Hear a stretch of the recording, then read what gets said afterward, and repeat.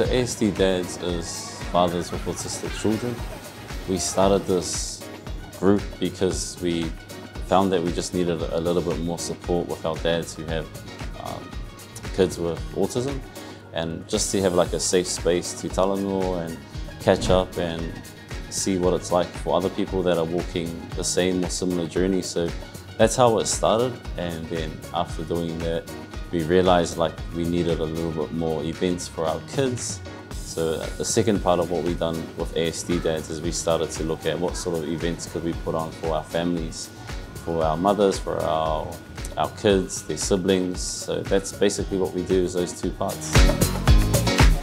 So far we've run about 4 community events. Today is our first event for 2024, which is here at the Otahu Pools for 100 people. We started our first event last year at the Spectrum for 21 kids, and that got booked out in 1 hour. We were like, holy heck, so we were like, okay, let's try to do something bigger. So we booked out Chipmunks for 100 kids, and same thing, like that got booked out on the first day. So we went even bigger, and we done an Autistic Have a Go Day, which was supported by CLM, and we had about 700 people register for that event, and I think there was about 4,500 people turned up. So yeah, we're looking forward to doing more events this year.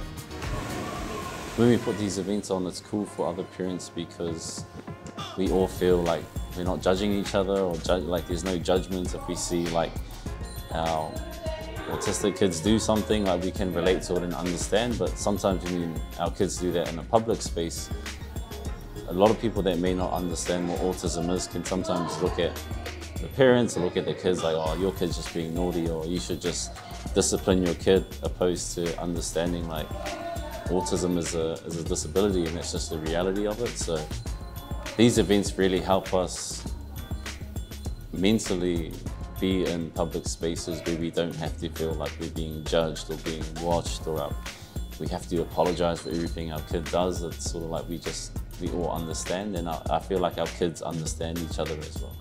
When we're out there in the community, I don't really see much Pacifica autistic kids, or I don't really meet them, and that's exactly what we were saying before. It's because there's not much events out there for our families, and it's just been a blessing to be able to connect and meet with other parents, because we just sort of thought we were alone, or we sort of thought there wasn't much other families going through or walking the same or similar journey as us. So it's been life-changing for us.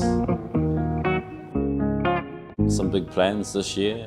We're looking at holding education workshops for our families, and it's not just for mum, dad and kids, it's also for uncles, aunties, parents, grandparents, so that we start to understand what autism is in our community. We also want to help our families navigate through the funding system.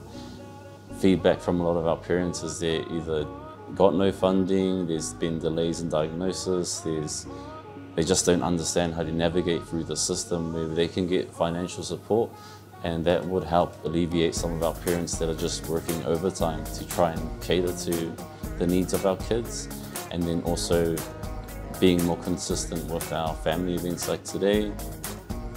And eventually we do want to launch an ASD Mum, so we can have something for our mums out there that might be struggling. We've got a lot of messages, we see you mums, so yeah, it's one thing that we're working on this year.